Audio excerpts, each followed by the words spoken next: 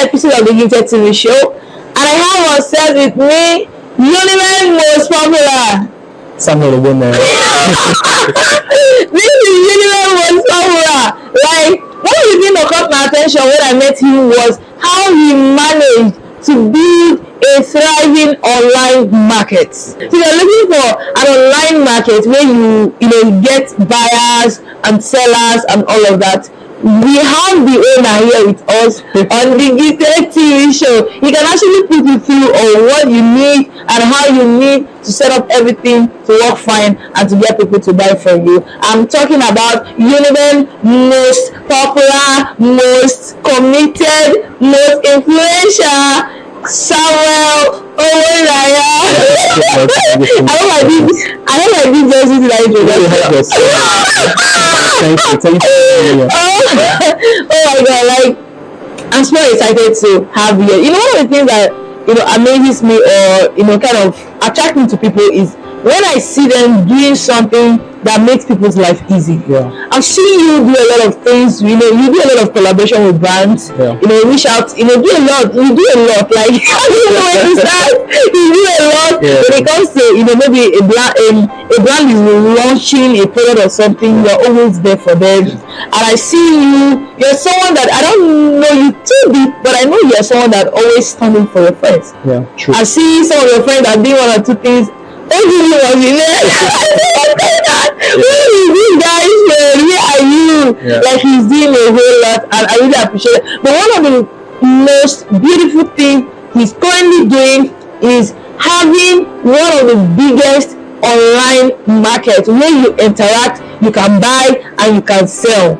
Like, when I brought it here, let's come and explain to us how you were able to do that kind of thing. Like, you have thousands of people there, like thousands of people. I'm not talking about 100 people in a group. Sure. I'm talking about thousands of people. And the way he manages it, you can't just come and say, let me do whatever I want here. No, he has structures and systems in place, with the way he manages everything. So that is why we have ODB here to tell us how he do so much. But you know what I want to say actually about you, but I don't even know. Probably in the middle of the interview, I will still throw more light to a lot of things. But then, before we move properly into the interview, who is Samuel Ogbonnaya? OGB. Thank you so much. I must sincerely appreciate you for having me on today's show. Okay. Samuel Ogbonnaya is one man who is committed to changing lives. Okay. And to be very more specific and direct, I'm very interested in young people. I'm interested in young people, startups, people that want to do business, people that want to make money in a legitimate way. So I want to help you make money. I want to share ideas with you. I want to teach you how to make money with little or nothing. Okay, so if you want to make money, you want to start up a business, you want to start up a brand, I should be one person you have to talk to when you start something good. But you need to talk about your NGO. Because I just remembered. Okay, yes. I started running an NGO because I'm someone I'm very emotional and I care about people a lot. So most of the things I do today started from my act of service, my caregiving acts. You understand? So I'm interested in people. I'm interested in. I love God and I love humanity. So how do I contribute to humanity? I contribute to humanity by doing my normal community service, then reaching out to people, not just in a broader view, but personally. I want to reach out to people personally. I want to be with you one-on-one, you understand? So I started from primary schools, I started from nursery schools. I've been able to teach in adult education, I've taught in secondary schools, and I've seen people's needs, I've seen problems, I've seen challenges, and I have passed through challenges personally, and I want to share their burden with them, and I want to assist them. So far, we've been able to run various projects. Some time ago, we did a book day. And how did I do that book day?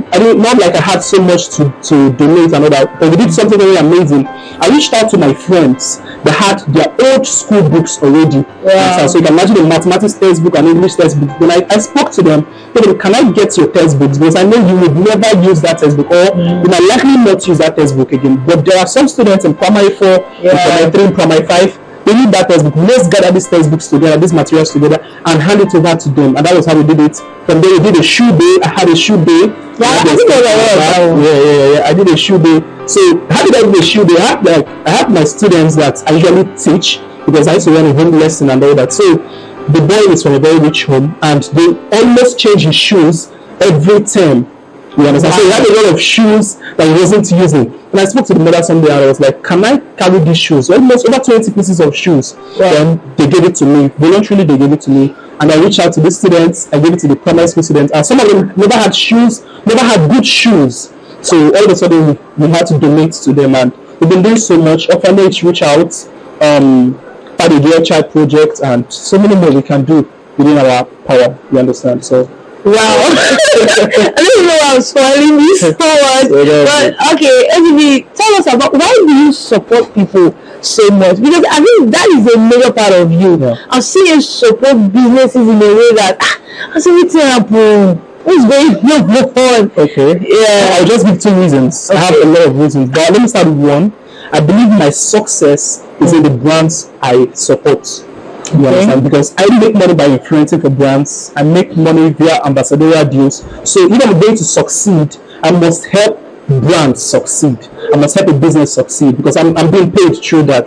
That's one. Then two, I usually say this even in live shows and in events. Maybe when I'm doing public speaking, I say this: if you know how to spend money, you must know how to make money. Yeah. So I want to teach young people how to make money. I don't want you to stress your parents and wear them out.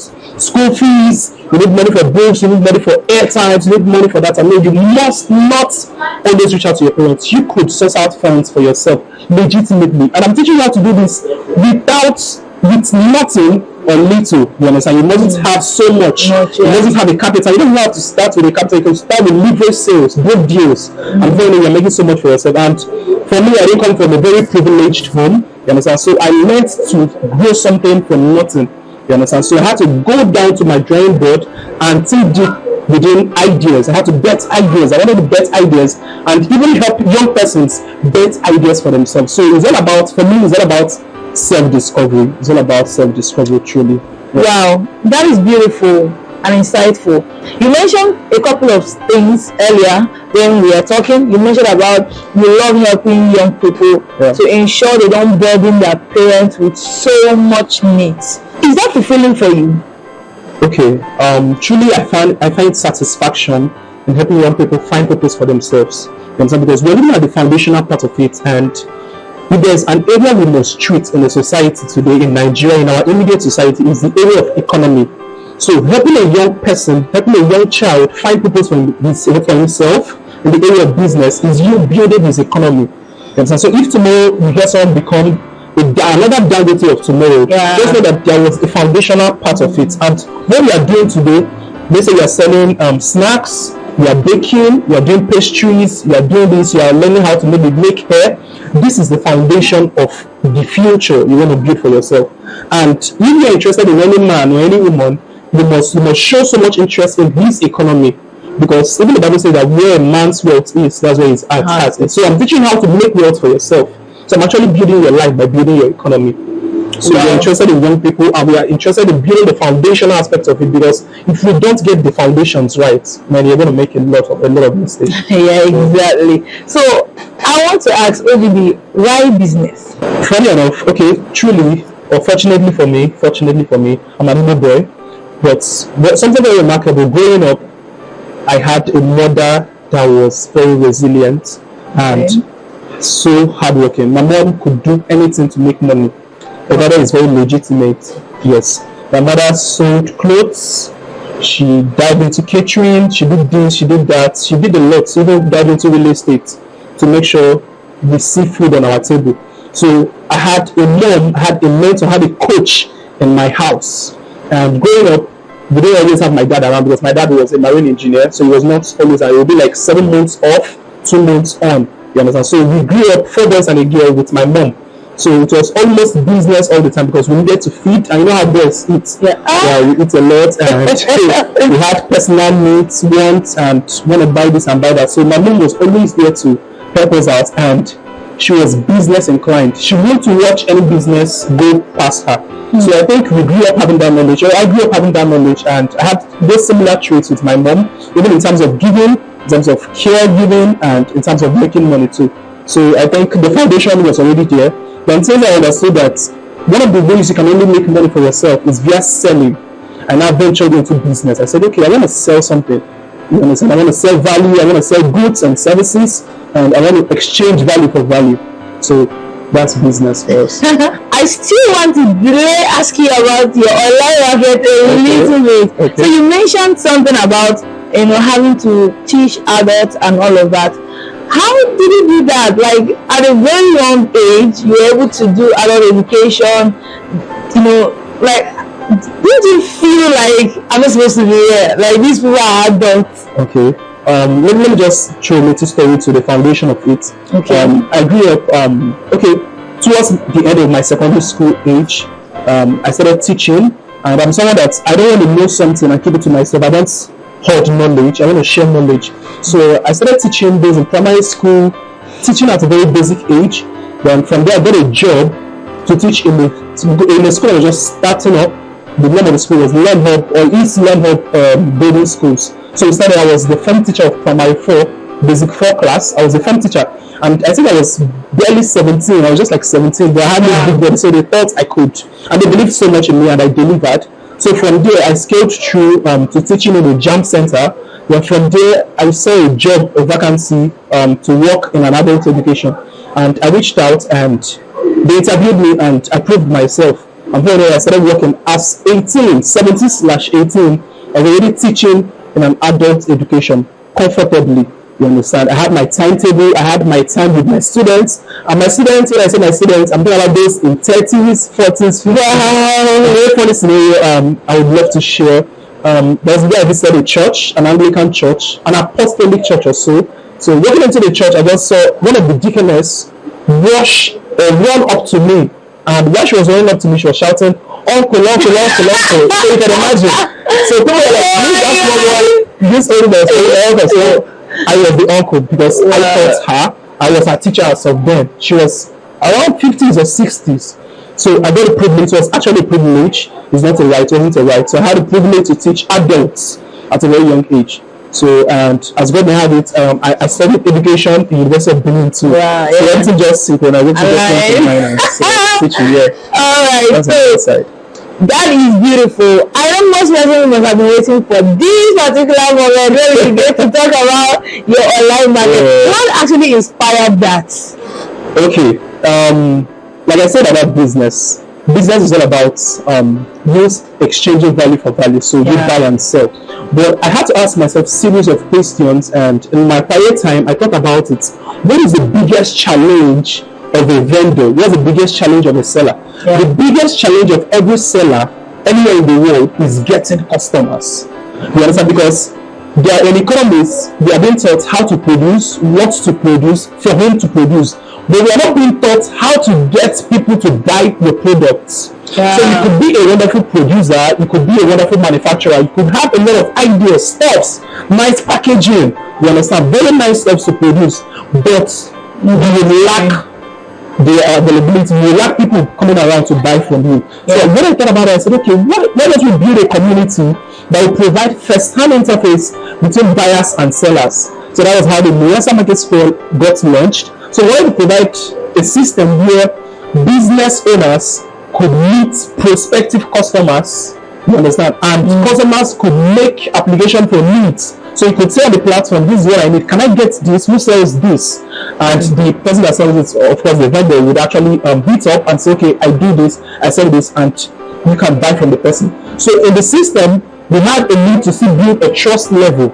So how to build a trust level so that when I say, okay, buy from this vendor, this vendor is actually legit and you can trust this person. I mean, trust your money into his hands, because in business, that's what we call entrusting money into someone's hands. You understand? So if there is no trust, you can't entrust. So that's how the market square came about. So we want to build first-hand interface between buyers and sellers. So it's very simple. So how, because I see how structured it is. How did you manage to build up the structure and the system, put everything in place? Nobody's messing up. Okay. I would say this. Success, I'll use this word. Success is failing from failure to failure with so much enthusiasm. So we've had series of times where we failed, we re-strategize. We fail again, We should re-strategize. We see loopholes, you understand, so in terms of security, because that's the issue of insecurity is like the biggest challenge any firm, any business owner can ever have. You understand? We talk about scammers, we talk about insecurities in business. So we have to build a structure. And if we don't have a structure, we are going to be lawless on the platform. So I have to make laws, I have to make rules, I have to make very strict rules for the participants to abide. And we now have to monetize the platform. So for you to join my platform, you have to pay some amount of money. So you can't pay that amount of money and misbehave. Because the moment you misbehave, we throw you out of the platform and you've lost your money. So we had a date tie for everybody. You understand? So you must behave yourself. And we have rules, and we have times when you have to post on the platform. So we had to build this structure, not just because we were so strict, but we wanted to build an orderly society, we wanted to build an orderly community. And believe you me, the market square today is not just a market. Today, the market square is a family. We built family among ourselves. We are friends. Some of them even have relationship with each other. You understand? Which could even lead to marriage. You understand? And it's been amazing. It's been amazing. It's a family. It's a family. It's a business family. So that will be market square couple. Market square marriage. You can say that. Alright, so for every success, I believe that there could be a couple of challenges that must have been faced on the journey, right? So for you, what has been the challenge is building the most thriving online market? Okay, we've had challenges, but for me, I don't just see them as obstacles. I don't just see them as problems. So most times I don't even notice my challenges because I am very optimistic and I'm more focused on attaining success. And I've already streamlined my head that challenges will come up. They are bound to occur. So we should look for better ways to make things happen. So I don't push in so much energy on my challenges. So there have been so many challenges, and we could talk about factors. We could talk about a lot of factors, maybe due to internet. You understand? It could be internet factor. It could be constrained due to time and distance. There are some business owners. I have business owners in Lagos, and their prospective customers are in Benin.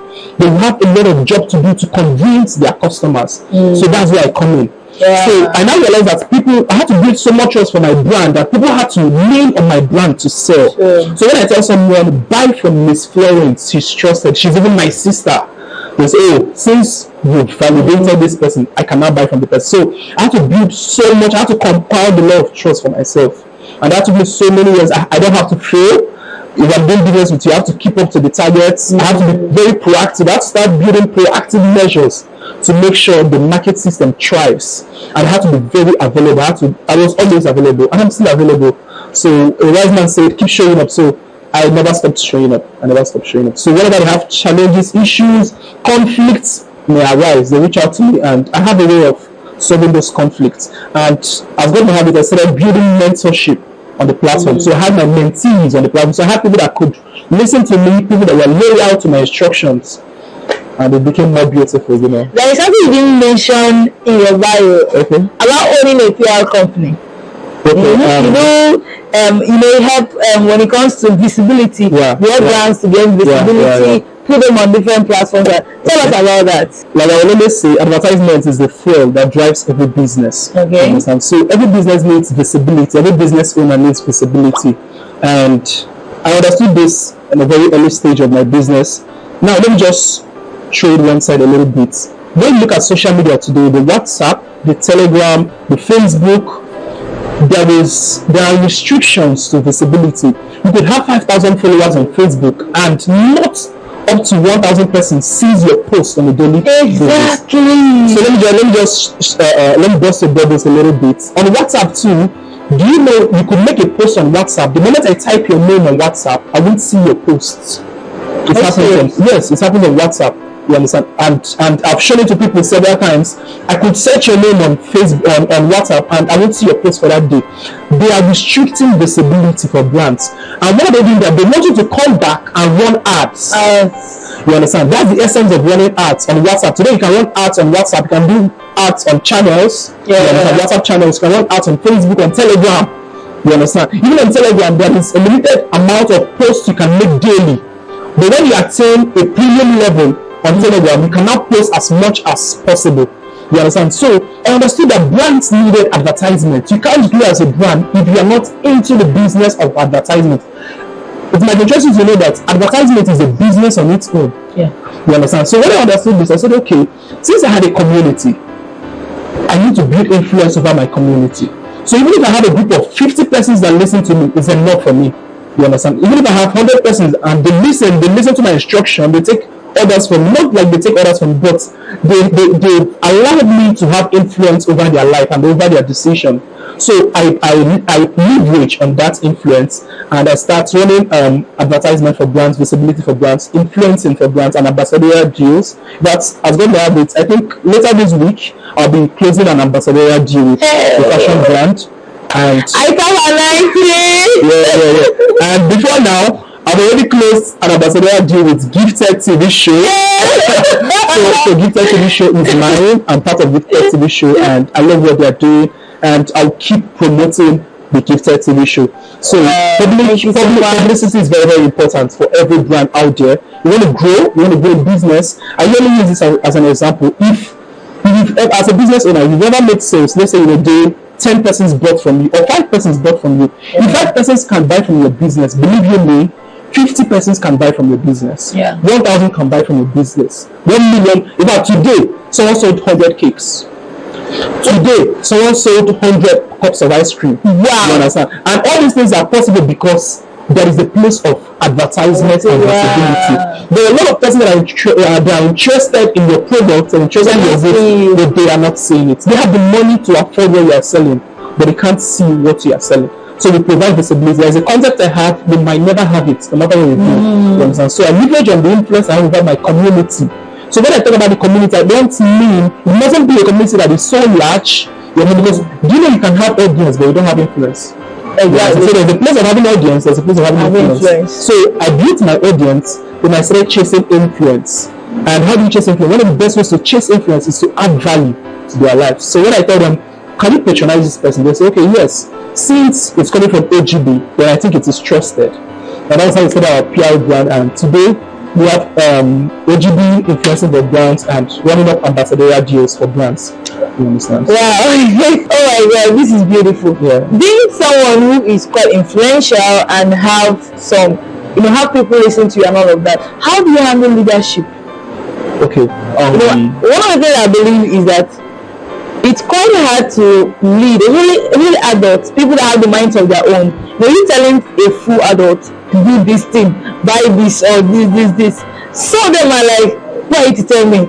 Well, they might have their objections and all of that. So how do you handle the leadership, aspect of that? Okay, one of the ways I handle leadership is by getting trained myself. So I grew up in a society, I grew up in Abia State, I grew up in Aba specifically, I'm an Aba boy. So I grew up in a place where we are mentored from a very young age. You understand? They say training us at a very young age, and we learned about temperament, we learned about personality traits. So whenever I hit up with someone, I begin to study your personality traits. You understand? I begin to understand the kind of person you are and what could work for you. You understand? And before it, we begin to explore those possible personality traits you have. And before it, we are building up a disposition where you can understand yourself better. Because I want to build young persons, or I want to mentor young persons that can understand themselves, discover yourself. I believe so much in self-discovery, because if you can, in fact, I told someone the other day, I said the biggest miracle that's ever happened on earth is the miracle of self-discovery. When Jesus discovered who he was, no man could stop him. Even the devil was unable to stop him. So young people out there, we want to help you discover who you are for yourself. You understand? So when you discover who you are, you don't listen to what someone is saying about you, because when you don't know who you are, for instance, let's say you were created to be a footballer, and someone out there is telling you, oh, you study single, you want to venture into the music field, but you are not seeing yourself there. And if you are not careful enough, if you don't understand that you should be a footballer, you should stick to this field, you'll find yourself going into the music, and when you go over there, you make a failure out of it. Because that's not who you are. You understand? You could be a good singer, but that doesn't make you a musician. That doesn't require you to go into the music field. You understand? So a good understanding of who you are is very, very paramount. So I help young persons on a personal level. You understand? So I'm not doing it holistically. I'm not bringing out people. When I coach people, I don't do it in a crowd. I coach you according to who you are. You understand? So I personalize my coaching series with you. So what I'm going to tell you might not be what I'm going to tell the next person. So I want you to share your challenges. I want you to share your fears with me. And your fears might never be someone else's fears, because there are factors, there are environmental factors, there are intrinsic factors. You understand? So we try to navigate through these things. Though the intrinsic value and the extrinsic value, they will bring out the best in you. You understand? Wow. It's all about self-discovery, you know. I keep saying this. I actually think I know OGB. Like, you look at me, I don't know him at all. Because see, values are foreign. Alright, so one of the questions I used to talk about self-discovery, and I believe that's one of the challenges most young people have, because actually there was a point in I was like, why am I safe? As I do this, like you just get confused and tired that you don't even know the part that. So when you do your advice, maybe there's a young person listening to us now, the person is really confused and the person wants to, understand himself or herself so that they can make more better, and valuable decision. What steps will you give to them, in terms of self-discovery? Let me start with the first one. The first advice I can give every young person out there is to cling into Gifted TV show, because we're going to be sharing a lot of value right on our YouTube channel and every other social media platform. I think we have a Facebook channel too. Yeah, we have a Facebook channel. That is one. Then secondly, there's a place of intentionality. We want to have young persons that are intentional about growth, intentional about success, because that's where it is. That's where we see it. You understand? That's where it drives from. So you must be intentional about growth. Do you want to grow? Do you want to grow? Do you want to make progress? And do you want to be successful? You understand? Do you want to make impact? So you must want it before you achieve it. You understand? So we usually say that. So if you're interested, if you are intentional about your growth process, then we cannot talk about the persistence level, the hard work to be put in place. Then go for what you are comfortable at. What can you do? That's the question we bring to the table. What can you do? What can you offer us? You understand? Some persons are good in making food, then bring value from that area. Some of us are good in making hair, you are good in this, you are good in selling, you think you are vocal enough to sell, then come around and make wealth out of whatever thing you think you can do so well. You understand? Then seek mentorship. Very, very important. You can't do it on your own. Mentors have gone ahead of you. They've made the mistakes already. So you can't afford to make those mistakes again. So with a mentor by your side, you're going to shoot and you're going to skyrocket in your success level. You understand? Your speed is going to be at maximum level, because your mentors have gone ahead of you and they are there to direct you. That's why we ask people, or we tell people to pay for mentorship, to seek mentorship from people that have gone ahead of them in that area of business or in a similar area of business. So I think those are just few ideas I could share.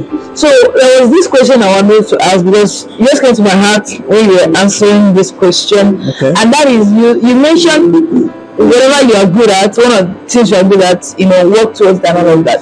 We are in the era whereby social media is doing a lot of positive things, but at some point is doing some kind of negative things, because you see someone that is very good with this, let's say handling a mobile phone or something, then a friend will tell the person that money there, it is in doing this one that I is money.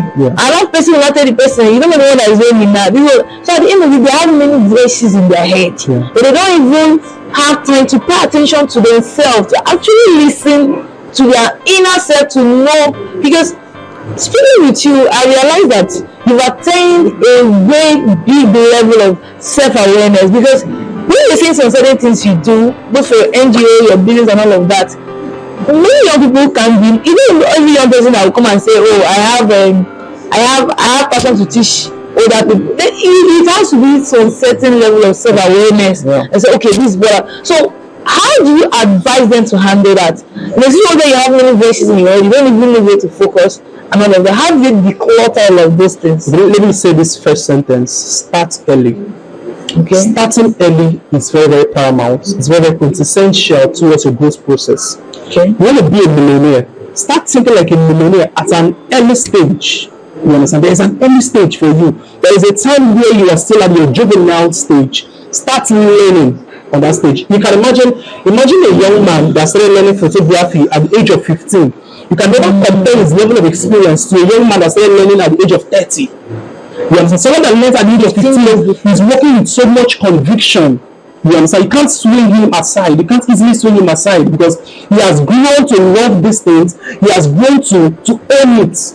Okay, so we are grooming them to become masterminds in that field. You understand? Because they will show us a high level of expertise in, you understand, and proficiency in what they do. And that's what we are looking for. You understand? We don't want half-baked persons in that field. You understand? So this is one of the things I love about the Western world. They start very early to do so many things. But this is actually to shade my people. But then we have to come to the point of learning how to pick up these things early enough. So like he said, there's someone have done something for, okay, like you said, this photographer guy, you maybe use an example. Say that you're 15. I said I was trying to start at the age of 30. The guy practiced for 15 years. There's a lot of experience the person has. Exactly. So you can actually close his eye and take you a shot and it will be clean. True. You understand? So it's a whole lot, and that it's important. And I think that's the next question. How are you able to handle leadership? Okay.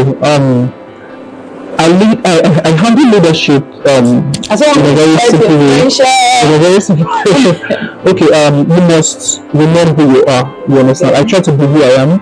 I'm not like any other person. There are many coaches out there, there are many mentors, and I'm not saying I must be your mentor, and I'm not saying you must be my mentee. You understand? I'm very different from other persons. I am myself. You understand? I've attained what I call a level of humanistic education where I have a mind of my own. I don't just accept the norms. I don't just accept superstitious beliefs and go ahead with that. I am a leader.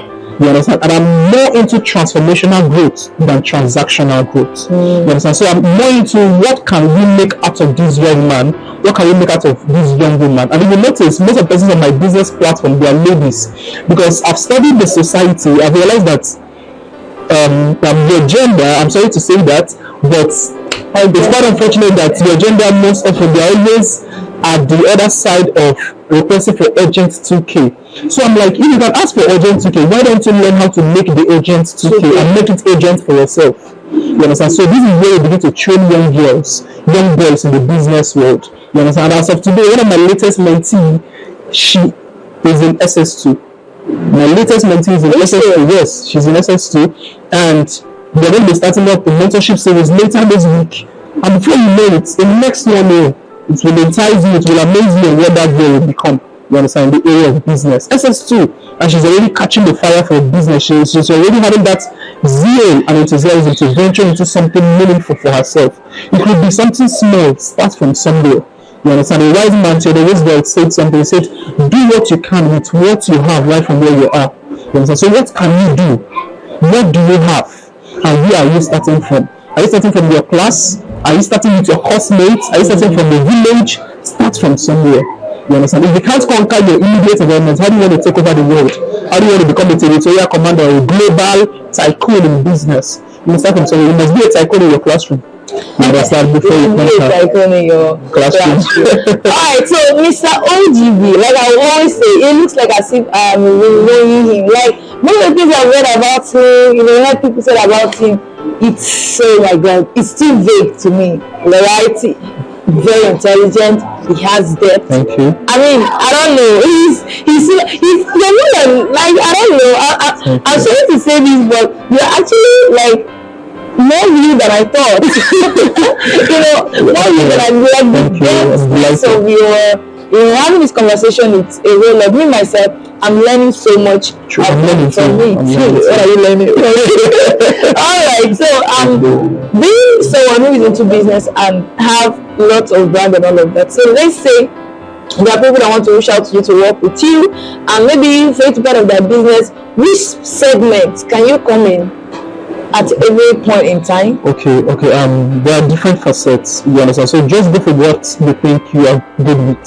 So when you bring it on board, we can criticize. We can run a constructive criticism around that field. You understand? So if you want to go into the fashion industry, do you have enough technical skill to make profit out of it? You understand? You are coming from the entertainment world, you want to start buying and selling. You understand? Do you have enough capital? But even if you don't have enough capital, we teach you how to sell, make profits, even without taking up those risks of engaging in so much capital, having 100,000 or million naira to venture into the business. I'm talking about young people here, even adults. There are a lot of adults. It might interest you to know that when I graduated from the university, some of my classmates started chatting with me, but they don't have something they are doing. You understand? They can't boast of 2K in their bank account. They can't boast of 10K in their bank accounts. They don't have any major source of income. Why? They thought the educational system was just about the book. Now after the book, you will feed them, you eat. You want to eat. You know, one day you vomit, die, that you don't. You understand? So you must look for a major source of income. You must find something to sell. Thank God for social media. Thank God for WhatsApp, for Telegram, for Facebook. You understand? Get something you can sell. It could be a lead, it could be blade dealing. You understand? There's a particular t-shirt you sell for 5K. I can add 200 naira and sell it for 5K. I'm making a gain of 200 naira. You speak about someone who actually, serve as a middleman between getting products and giving a buyer. One time I spoke to somebody about that, and they said, this gets crazy. How on earth is someone going to own a business or run a business without having to put so much capital into it? So you mentioned this thing. Please let me validate that I'm not actually crazy, that I'm fine. So how does someone do that? Okay, very simple. In basic economics, there's what we call factors of production. And so we talk about land, capital, we understand. And in all these things, there are risk levels. One would say entrepreneurs are risk takers. So you want to venture into business, you must be a risk taker. Because how do you explain paying over 10 million naira to the other household items from China? And funny enough, you've never been to China. How do you explain selling 5 million naira for the container or for goods coming in from a particular country, maybe Turkey or Korea, into Nigeria? What if something happens to those goods? Now, it is on one side to say this, but you can still make money as a leverage seller or as a book dealer by leveraging on those getting these goods. They are called the suppliers in this business. You understand? So, if a supplier is selling this perfume for 5,000 naira per pack, you understand?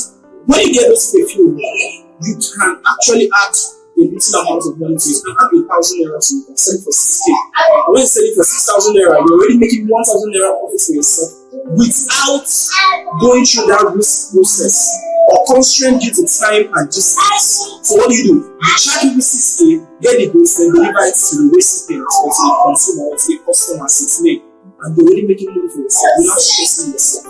So I can make money from a fashion designer. I have a fashion designer that makes signatures for 50,000 naira or 100,000 naira. I said, okay, my brother, let's negotiate. Can I be getting deals for you? And I will pay you 80,000 for it. You say, cool, fine. In a day, in a week, I could give you like 4 jobs. And 4 jobs, 80 times 4, you know how much it is? And I'm adding 20,000 naira on 4. That 20K goes to me. 20 times 4, how much am I making for myself? 80K. I can make 80,000 naira comfortably in a week without making this dress. I don't know how to match the sewing machine. I don't know how to sell up clothes. I don't know how to cut these clothes. I just need to link the customer to the person making it. You understand? And I'll be the middleman. So when I get the deals, I deliver and I make sure the measurements are right and the clothes are being delivered. And I'm already making 20,000 times 4 from another person's business. 20,000 comfortably. You understand? And I could do these things with my phone. You understand? I'm pressing my phone and I'm already making this money by affiliating. This is what people call affiliating marketing tools. So yes, you can make money from little or nothing. When I started business, I started from little or nothing. Yes. Instead of doing it. So there was nothing like capital. Who would have given you the capital? Your parents are already paying your school fees. So sometimes it might, but if you have if you are coming from a very comfortable company, you have the support. I know a boy in the University of Benin. His forest classes have been sponsored by his father. So sometimes he lost sometime in the business, in the forest business, he lost about $100. Guess what? He told his father called him and said, don't worry, I'm sending him $100 to that. So that thing you did before I made a mistake, go and try it again. So today that boy is already a mastermind in forex trading and all that. Not because he has a family support, but some of us might not have that kind of support system. So what do? You relent, you know, to start. Don't think of an idea, you understand, you can sell. To many people, I should give it, there are series of ideas I could share with you, you understand. Don't just share it, okay, for my audience. Yeah. So this is a giveaway for you. Now, most of us growing up as young children, we usually run errands for our parents, right? Run errands, and we do these errands for free. Your uncle will say, go and get this, go and get that. Do you know you can be a student in the Nigerian university and you are running errands and people are paying you for running errands? The time it will take me to get from here to a particular location might be an hour.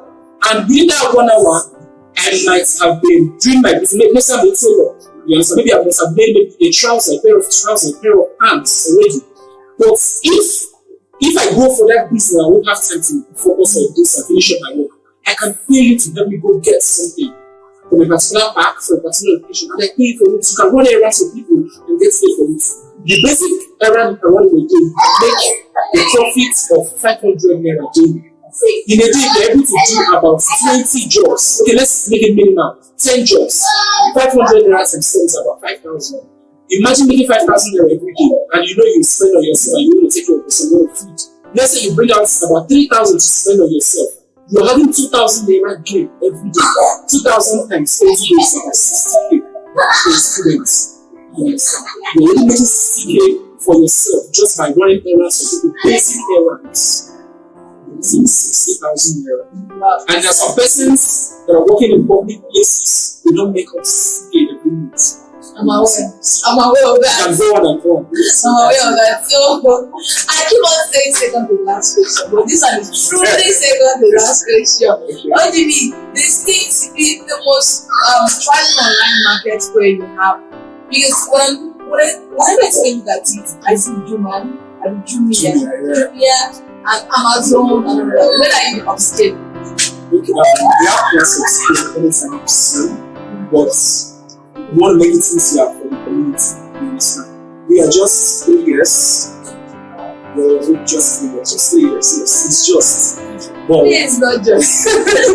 So 3 years in doing this business, we are not going to rush into the technical aspect of it because it has it requires a lot of funding. And I'm open to partnership. I'm open to sponsorship. And to make it very easy, we are going to use the WhatsApp community to build whatever bigger platform we want to build. And so we want to test run the insecurity, we want to test run the challenges on the WhatsApp platform first before we launch it into a bigger platform. So whatever, but the audience is going to grow our tomorrow's Konga and Jumia is what we are building now. So we are building mentees and we are in the process of training this people. To be in someone education because we can't just jump into something we don't understand fully.